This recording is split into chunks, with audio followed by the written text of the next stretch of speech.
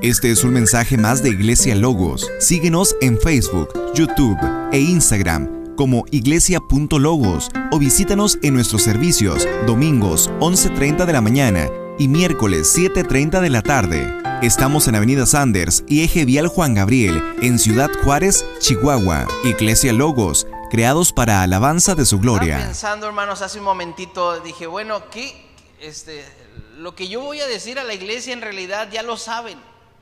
No voy a decir algo nuevo, no voy a decir algo que ustedes no conozcan. Sé de la enseñanza del pastor Ojeda, sé que tienen semana tras semana esta instrucción bíblica fiel a las escrituras, y por eso creo que lo que voy a decir no tiene alguna novedad para ustedes. Pero esta semana también estaba escuchando una porción de un mensaje del pastor Carlos Contreras, y me llamó la atención que él citaba a un autor que decía que la iglesia en la primera generación acepta el evangelio, recibe el evangelio y lo acepta, pero la siguiente generación asume el evangelio. Es decir, es como, bueno, así crecimos, ¿verdad? Y lo toma o lo da por hecho, estamos en el evangelio. Y es la razón por la que Dios nos ha permitido en su gracia tener su palabra y tener, hermanos, cada oportunidad de ir a ella y meditarla, para que nos siga recordando precisamente la importancia de la centralidad del evangelio en nuestras vidas, y que podamos transmitir no solamente a los que estamos aquí, sino a los que vienen después, no solamente a nosotros que tal vez hemos recibido ese evangelio de primera mano, sino también a nuestros hijos. Y quiero comenzar con algunas preguntas para ustedes. No tienen que contestarme, pero sí considerarlas. Y quiero comenzar preguntando, ¿por qué venimos a adorar a la iglesia? ¿Por qué cantamos a Dios? ¿Por qué cuando hablamos de adoración, obviamente no solamente estamos pensando en adorar alabando, sino por qué también servimos a Dios? ¿Por qué razón adoramos a Dios, ya sea a través de la alabanza, a través del servicio, a través de la santidad de nuestras vidas, semana tras semana? ¿Cuál es la intención de nuestro corazón? ¿Cuál es la motivación? ¿Qué es lo que nos lleva a nosotros a levantar las manos y decir, sí, Yahweh es poderoso sobre todo nombre? ¿Es porque nos fue bien en la semana? Lo que significa que si no nos fue bien, bueno, pues entonces esta semana no vengo a alabar con esa misma intención. ¿Es porque estamos contentos con lo que tenemos ahorita? ¿Estamos satisfechos y por eso alabamos con gozo? ¿Es porque los demás lo están haciendo? ¿O es porque sabemos quién es Dios y quién es nuestro Salvador? Pablo escribe a los Corintios. Ahorita estamos en una serie de Corintios en la iglesia, y él escribe a los Corintios hablando de la oración y también de la alabanza, ahí en el capítulo 14, y él dice, y lo voy a leer en la Nueva Traducción Viviente. Voy a leer estos 3 versículos, 1 Corintios 14, del 15 al 17, dice, ¿qué debo hacer entonces? Dice Pablo.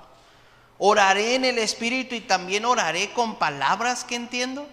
¿Cantaré en el Espíritu y también cantaré con palabras que entiendo?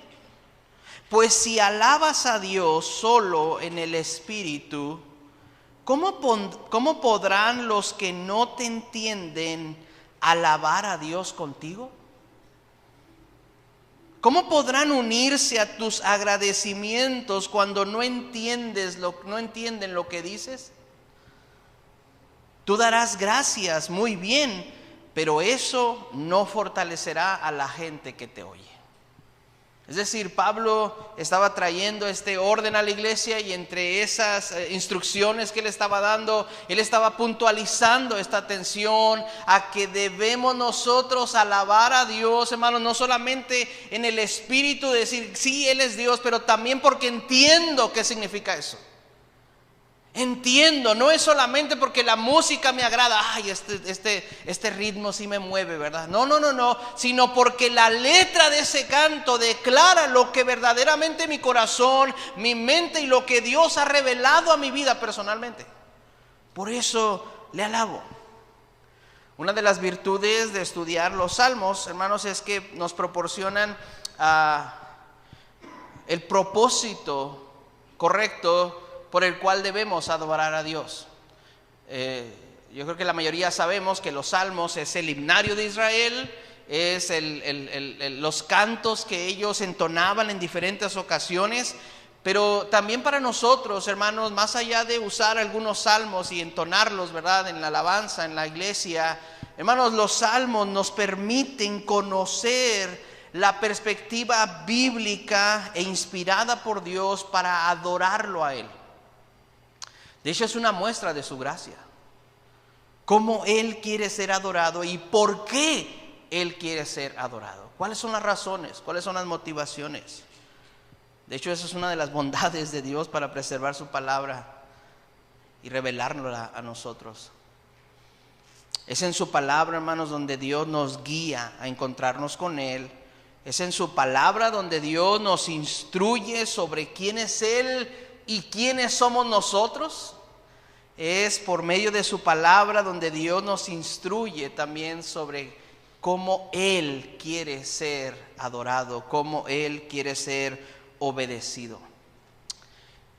Y es por eso que cuando nos perdemos, nos desanimamos, nos alejamos de Él, si vamos a la raíz de ese problema, la raíz va a ser nos desconectamos de su palabra, y eso comenzó todo lo demás. Nos desconectamos de apreciar su palabra y eso comienza todo lo demás. Este salmo que tenemos para esta mañana, Salmo 8, inspirado por el Espíritu Santo, el salmista David, inspirado por él, está guiándonos a descubrir las razones por las cuales adoramos. Y aunque los salmos no tienen de alguna manera una continuidad, hermanos, no podríamos decir que se escribieron uno enseguida de otro, pero curiosamente en este caso, los salmos que están antes y después de este Salmo 8, es decir, Salmo 7, Salmo 9, tienen alguna relación de alguna manera. El Salmo 7, por ejemplo, describe la liberación de Dios sobre su pueblo, la salvación que lleva al arrepentimiento y la adoración también. El Salmo 7 termina con una declaración, y quiero que vayas conmigo ahí a Salmo 7, versículo 17. Termina con esta declaración que es una intención del salmista de adorar a Dios conforme a su justicia, exaltando su nombre. Dice versículo 17: alabaré a Jehová conforme a su justicia y cantaré al nombre de Jehová el Altísimo. Y de alguna manera entonces, si nosotros tomamos esta intención del salmista, el Salmo 8 es la respuesta de cómo voy a alabar, cómo voy a adorar. Voy a alabarlo por su nombre. Y si te vas al Salmo 9, te vas a descubrir que es un salmo de acción de gracias por esa justicia de Dios. Es decir, el salmista está listo para dar gracias a Dios, y eso lo lleva, hermanos, a una profunda reflexión sobre su condición delante de Dios. Es como si tú vinieras a la iglesia y antes de llegar aquí dijeras: ¿y por qué voy a cantar hoy? Porque los hermanos del ministerio de alabanza tocan muy bien, cantan muy bien, y eso es cierto. O hay otras razones, o debiera haber otras razones. Lo que significa que si un día llegas aquí y de repente se fue la luz y no sirve ningún instrumento, bueno, igual toda la gente que está aquí alrededor se va a dar cuenta que hay una iglesia que está alabando a Dios, aunque no suene tal vez, no sé cómo se llaman, el bombo, la tarola, esas cosas, ¿verdad? La batería, ¿verdad? Eso. Que los cielos sí van a ver, los ángeles allí está una iglesia, allí está Logos entonando alabanzas a nuestro Dios y nos unimos a esa alabanza también. Haya o no haya instrumentos, estemos todos o esté uno solo. El salmista está en esta reflexión y de hecho, te digo de una vez, los salmos son esa reflexión teológica de las vivencias personales de un individuo que cree en ese Dios. Algo que le pasaba a David en su vida, él reflexionaba acerca de esto y decía, ¿cómo Dios se manifestó en esto? Y escribía un salmo. Jehová es mi pastor, nada me faltará. Cuando él estaba en convicción de pecado, aún en eso, él estaba escribiendo un salmo a Dios diciendo, sí, mientras callé, envejecieron mis huesos, sí, mi verdor se hizo sequedad desde verano. Y comienza a describir la grandeza de la misericordia de Dios. Esos son los salmos. Reflexiones teológicas. Y este salmo, Salmo 8, va a rondar alrededor de una pregunta, y la pregunta la encontramos en el versículo 4. Dice el Salmo 8:4, digo, ¿qué es el hombre para que tengas de él memoria, y el hijo del hombre para que lo visites?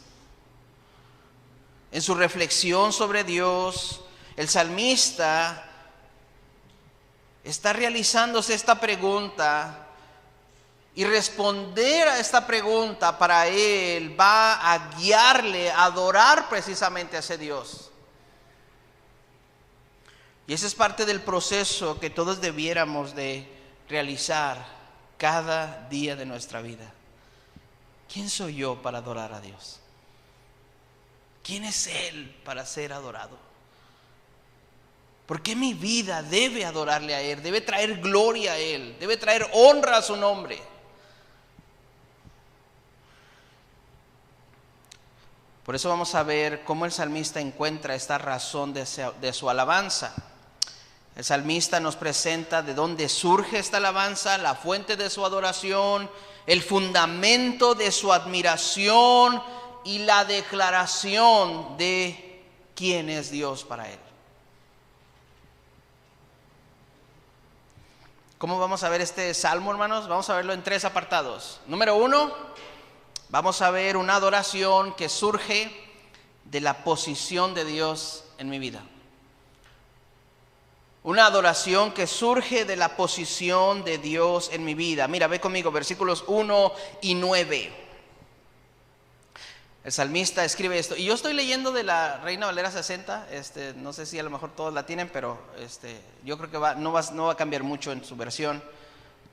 Dice Salmos 8:1, oh Jehová, Señor nuestro, cuán glorioso es tu nombre en toda la tierra. Has puesto tu gloria sobre los cielos.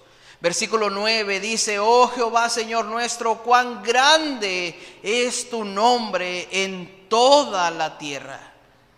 Para el salmista, Dios es el creador y el sustentador de todas las cosas. Él es el Señor.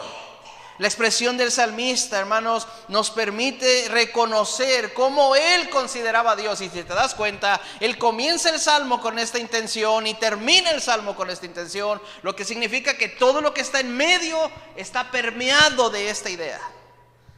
Él es el Dios sustentador, Él es el Dios creador, Él es mi Señor. Él lo llama Jehová, el que nos creó, el que también nos sustentó, el que es nuestro Señor, de quien dependo. Y eso es tan duro para algunos de nosotros, ¿verdad? Que nos sentimos muy autosuficientes. Y venir a decirle, Señor, gracias por esta semana, porque si me fue bien, no fue por mi inteligencia y por mi habilidad, sino fue por tu gracia, Señor. Gracias, Señor, porque a pesar de todas mis infidelidades delante de ti, tú sigues siendo fiel, Señor. Tú eres Dios. Y por eso vengo y te alabo.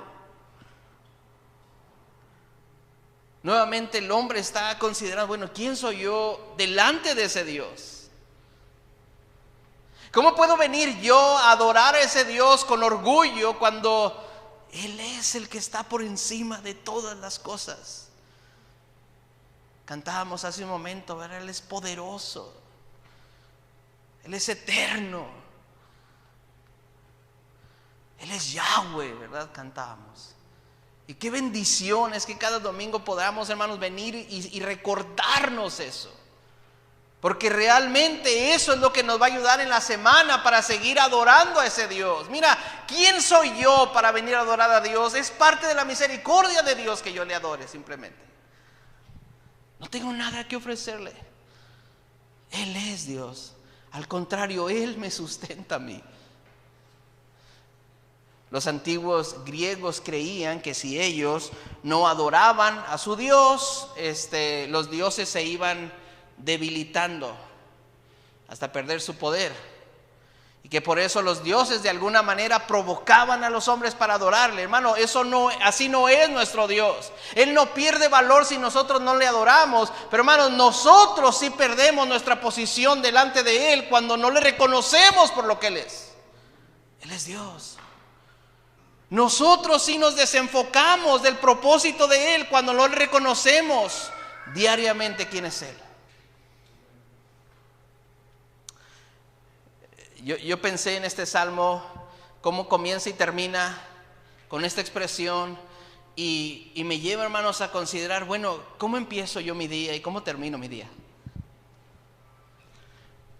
¿Cómo empiezo yo una actividad y cómo termino esa actividad? ¿Cómo comienzo yo en una aflicción y termino esa aflicción? Porque hay muchos que tal vez en la aflicción comenzamos, Señor, sí, tú eres poderoso y tú esto y tú el otro. Y resulta que, pues salieron los exámenes bien, no era lo que yo pensaba, ¿verdad? Ay, qué bueno, de la que me salvé. ¿Y Dios?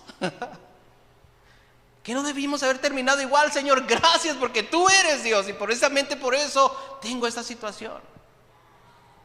¿Sí me estoy explicando, hermanos, o no? Antes de que empiece el día, tú eres Dios y Señor, pase lo que pase hoy, tú eres el Señor. Y cuando terminamos el día, hermanos, ¿cómo debiera terminar?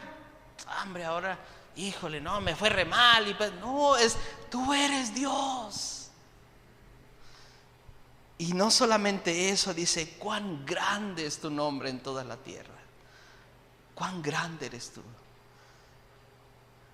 El salmista nos está, hermanos, llevando a considerar por qué él está adorando a Dios en todo tiempo. ¿Por qué? Primero, porque él tiene en un buen lugar a Dios. Es más, él tiene a Dios en el lugar en el que debe estar. Él es el centro de todas las cosas.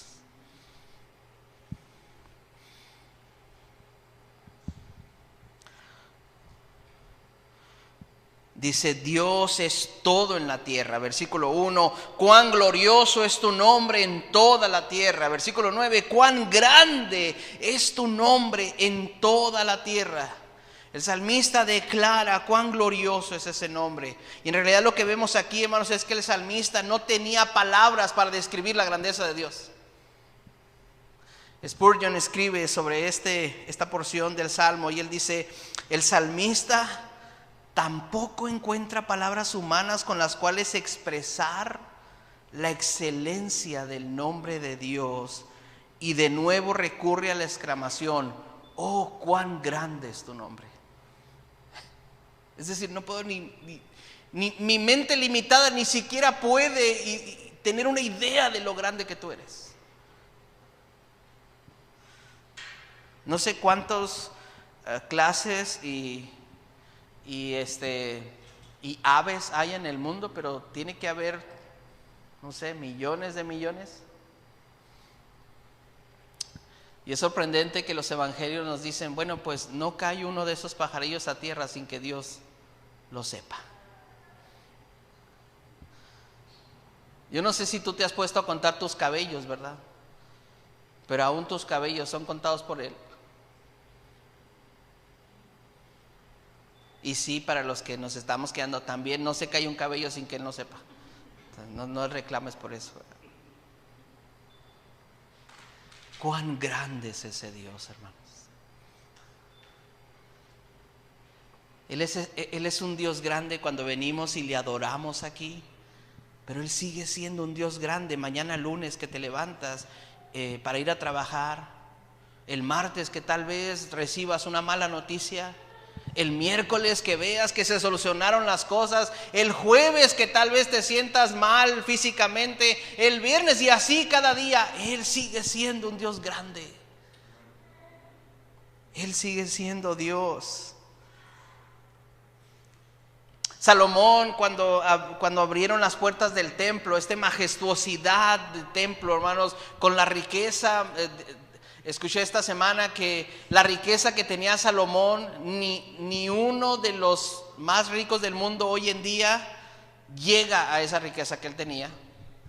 La majestuosidad del templo, hermanos, no había otro templo que tuviera tanta belleza, tanta grandeza, tan impresionante que estaba creado. Y aún así Salomón dice en 2 de Crónicas 6:18, más es verdad que Dios habitará con el hombre en la tierra. He aquí los cielos y los cielos de los cielos no te pueden contener, cuanto menos esta casa que he edificado.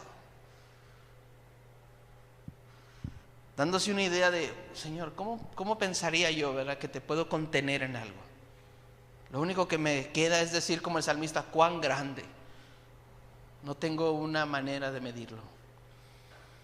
El salmista sabe quién es Dios y en qué posición está ese Dios en su vida.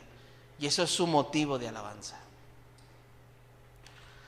¿Has establecido tú, has reconocido tú esa posición de Dios en tu vida?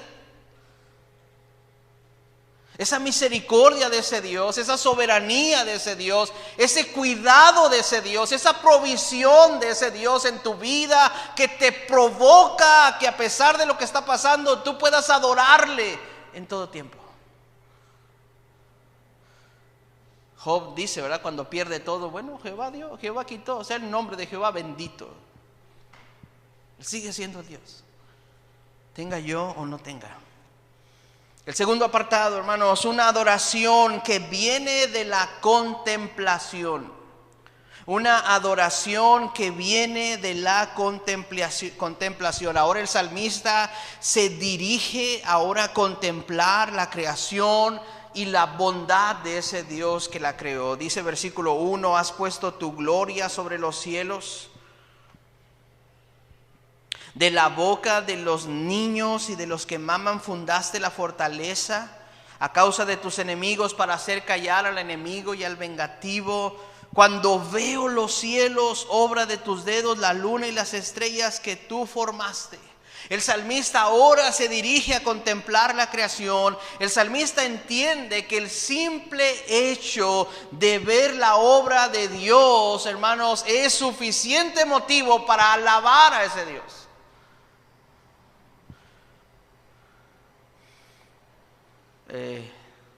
Ayer estábamos viendo una película, mi esposa y yo, y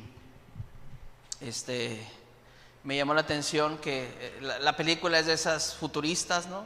Apocalípticas, en donde el sol quema todo y llega Tom Hanks, creo que es, ¿verdad? Sí, y Flinch se llama la película, y llego a un lugar, a San Francisco, en donde se supone que el sol no quema de la misma manera. Y la escena de él es que sale de su camper después de años de no haber ni siquiera puesto una mano en el sol porque se quemaba literalmente, porque la capa de ozono había estado desintegrada y todo esto. Y lo que él hace me llamó la atención porque él solamente levanta la cara y se pone a sentir el calor, o sea, la radiación del sol en su cara, pero obviamente lo que nosotros sentimos a diario, pero él tenía muchos años que no lo sentía. No sé si me va a explicar, ¿verdad? Pero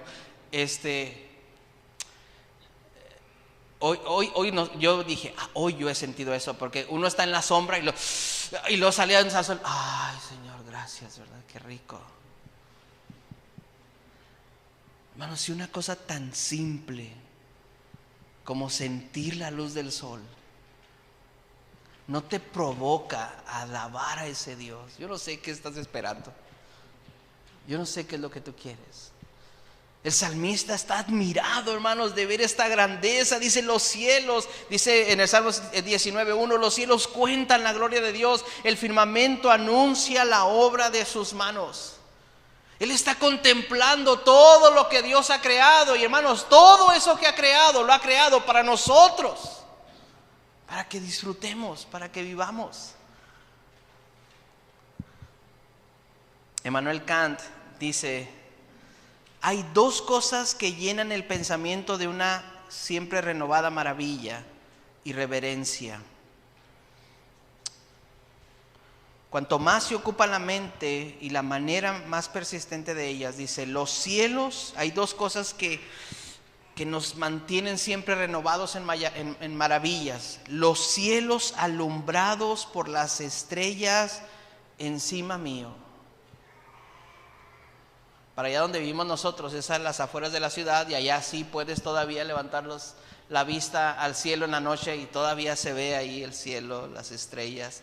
Ya en algunos lugares no, ¿verdad? Pero allá sí. Y podemos decir, mira qué grande es nuestro Dios. Pero hay algo más que Dios puso en nosotros, hermanos, y es su ley moral en nosotros. Qué grande es Dios que me limita a hacer lo que yo quiera hacer en el momento en que quiera hacerlo para cuidarme a mí mismo. El salmista está verdaderamente absorto en esta grandeza de ese Dios. Él está admirado de la bondad de Dios. El salmista describe esta condición del hombre, dice versículo 4, digo que es el hombre para que tengas de él memoria, el hijo del hombre para que lo visites. Él ha dicho anteriormente que aún es de la boca de los niños y de los que maman, de los más indefensos y de los dependientes de otros, de donde Dios funda su fortaleza. Es tan grande Dios que aún el más indefenso es fortalecido en él. Es tan grande Dios así. Él tiene esta admiración. Él nos describe que cuando Él ve los cielos, eso le provoca adorar a ese Dios. ¿Te has quejado por la lluvia alguna vez? Sí, hermano, cuando caigo en los baches, ¿verdad? ¿Te has quejado por el viento? ¿Te has quejado por el sol en el verano, sobre todo aquí en Ciudad Juárez? Pues yo creo que sí, no más de uno lo hemos hecho. Yo espero que a la luz de este salmo tú puedas decir, sí Señor, tal vez me afecta, pero qué grande eres tú aún en hacer esto, Señor. Y tienes tu propósito para hacerlo. Tal vez sí, mi casa se gotea, pero hermano, en el campo ellos están alabando a Dios por esta lluvia que tú estás mandando. Cuán grande eres, que nos cuidas, que nos sustentas. El salmista va a describir ahora, hermanos, una condición del hombre. Versículo 5, le has hecho poco menor que los ángeles. Él está entendiendo, tratando de reflexionar sobre la vida del hombre. Y dice, mira, tú le has hecho un poco menor que los ángeles. Versículo 5, él está pensando en Génesis, cómo Dios creó al hombre a la imagen de él. Lo has puesto en la creación. Versículo 6, le hiciste señorear sobre las obras de tus manos. Todo lo pusiste debajo de sus pies. Y podemos ver ahí en Génesis, en el mandato cultural de Dios, diciéndole al hombre, mira ahí, multiplicaos, fructificad, señorear la tierra, juzgar la tierra. Esa era la intención de Dios para el hombre. Que llevara su gloria, que llevara su alabanza, que llevara su adoración. Pero hermanos, todos sabemos la historia. El hombre cayó. A pesar de haber estado en este privilegio de tener todo bajo sus pies, versículo 7, ovejas, bueyes, todo ello, asimismo las bestias del campo, las aves de los cielos, los peces del mar, todo cuanto pasa por los senderos del mar, todo Dios lo había puesto en las manos de Adán, y él, ¿qué pasó? Falló. Él escogió desobedecer intencionalmente a Dios.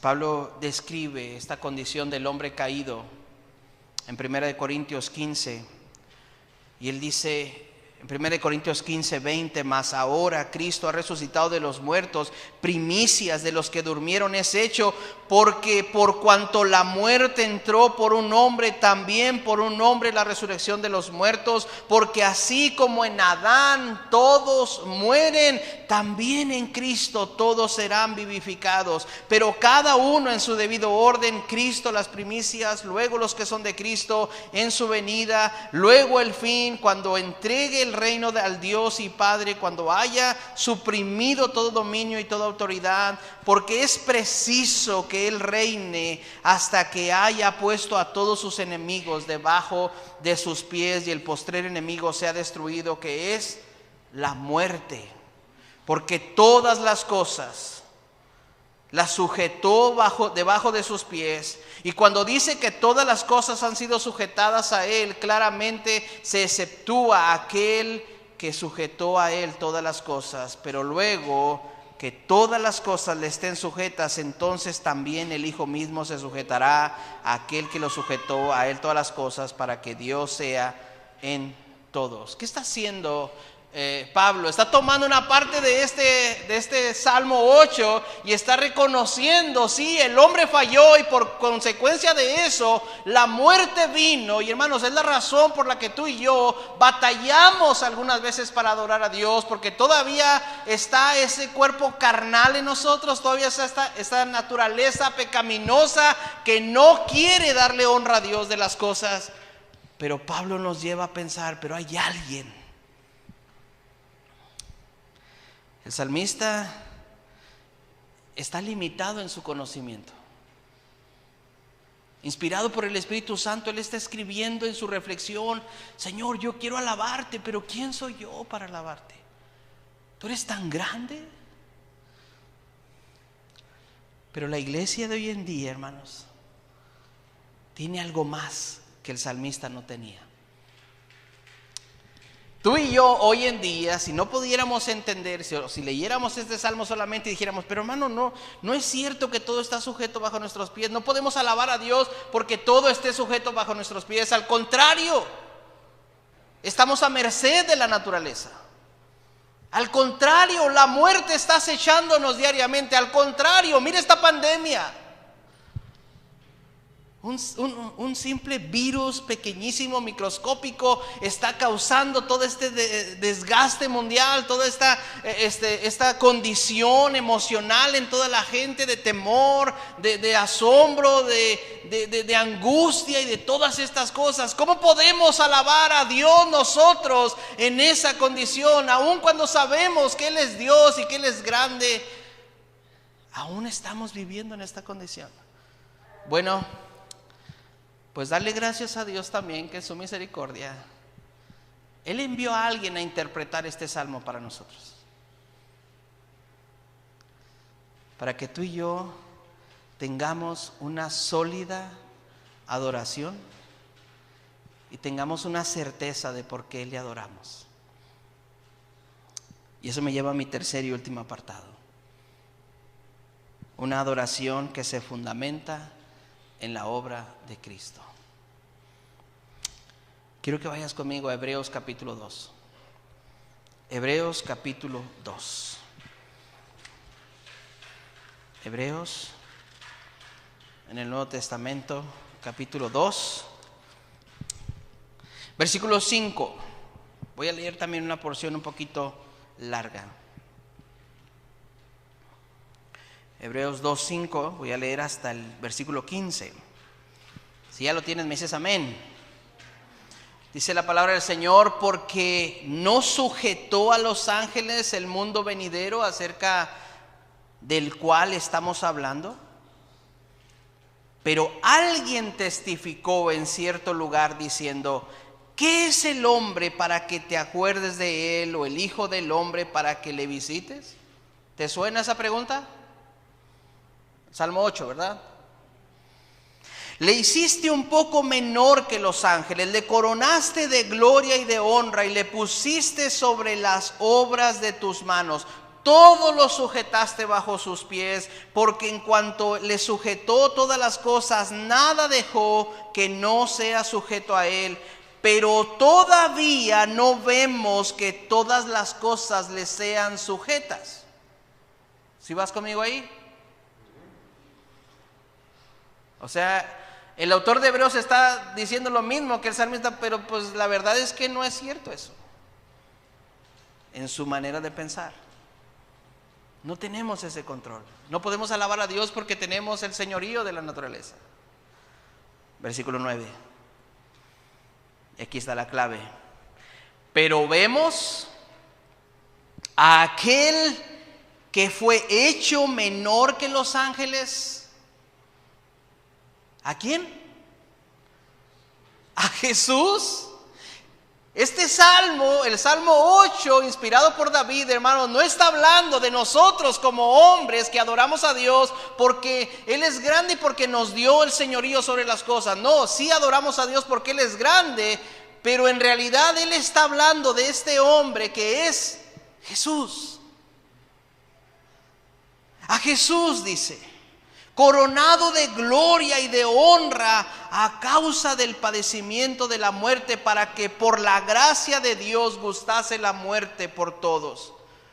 Porque convenía a aquel por cuya causa son todas las cosas y por quien todas las cosas subsisten, que habiendo de llevar muchos hijos a la gloria, perfeccionase por aflicciones al autor de la salvación de ellos. Sí, Cristo tuvo que sufrir aflicción por causa de nosotros. Porque el que santifica y a los que son santificados de uno son todos, por lo cual no se avergüenza de llamarlos hermanos, diciendo: anunciaré a mis hermanos tu nombre en medio de la congregación, te alabaré. Y otra vez yo confiaré en él, y de nuevo he aquí yo y los hijos que Dios me dio. Así que por cuanto los hijos participaron de carne y sangre, Él también participó de lo mismo, para destruir por medio de la muerte al que tenía el imperio de la muerte, esto es, al diablo, y librar a todos los que por temor de la muerte estaban durante toda la vida sujetos a servidumbre. Aquí está la explicación, hermanos, y motivo de nuestra adoración y alabanza a nuestro Dios. Ahora nosotros entendemos que el autor de Salmos no tenía la interpretación completa. Él estaba pensando que podía hablar de sí mismo y darle gloria a Dios por lo que Él ha hecho en mi vida. Pero hermanos, no, da gloria a Dios, ahora el autor de Hebreos, por aquel que se hizo menor que los ángeles. Pablo dice en Filipenses 2, el que no estimó el ser igual a Dios como a cosa que aferrarse, sino que se despojó de sí mismo y fue obediente hasta la muerte y muerte de cruz. Adoramos a Dios, hermanos, no porque nosotros tengamos el control de las cosas, sino porque estábamos condenados a muerte y Él envió a su Hijo para morir en nuestro lugar, para que por medio de su aflicción nosotros fuéramos rescatados de esa vana manera de vivir, fuéramos redimidos, fuéramos salvados de esa condenación eterna. Y eso, hermanos, permanece para siempre. Él nos invita a adorar a Dios junto con Él, diciendo: Señor, gracias por tu salvación, gracias por Jesús, gracias por ese Salvador que se dio a sí mismo para derramar su sangre por mí. Puedo estar angustiado en este mundo, puedo estar atribulado en este tiempo de la historia, puedo no tener todo lo que yo quiero, pero yo sé que Él murió por mí, yo sé que soy salvo por la eternidad, yo sé que Él es mi Salvador. Yo te alabo porque eres grande, Señor, pero tu mayor bondad no fue darme todo a mí. Tu mayor bondad fue dar a tu Hijo para que muriera en mi lugar. Tu mayor bondad es haber mostrado esta misericordia para conmigo. Dios es glorificado en Cristo, hermanos. Y al igual que el salmista, nosotros pudiéramos decir: cuán grande es tu nombre, Señor. Cuán grande es el nombre de aquel que murió, el justo por los injustos. Cuán grande es tu salvación, cuán grande es tu perdón que me alcanzó. Cuán grande es tu amor que me rodeó.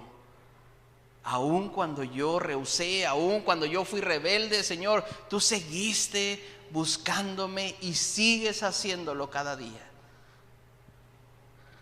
Hermanos de la iglesia Logos, cuando alabamos a Dios, estamos expresando nuestra teología.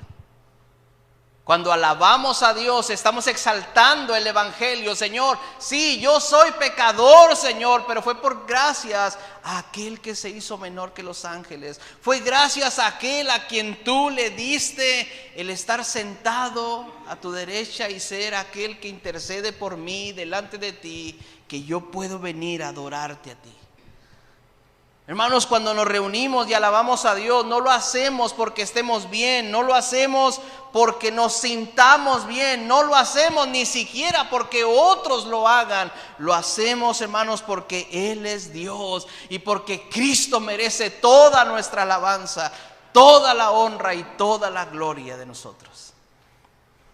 Cuando nos reunimos a adorar, hermanos, estamos declarando que adoramos y alabamos a aquel que se humilló, encarnándose, muriendo en una cruz, pero que fue exaltado, resucitando, saliendo de la tumba y ascendiendo a los cielos para sentarse a la diestra de Dios.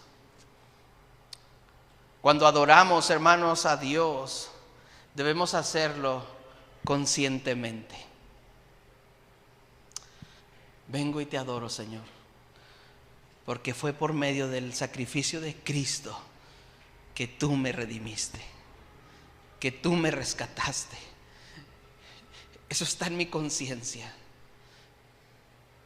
Sigo siendo un pecador, pero tú me perdonaste. Sigo participando tal vez de esta obra santificadora tuya en mí, pero tú me has perdonado así. Por eso vengo y te alabo. Tal vez pude haber perdido algunos amigos, algunos compañeros, pero tú me diste vida eterna. Hoy, hermanos, les invito a la luz de este salmo a que adoremos conscientemente y en plena certeza de quién es Él, de quién es Cristo y quién es Dios en nuestra vida. Hoy les invito, hermanos, a que adoremos de corazón, aún en medio de la aflicción.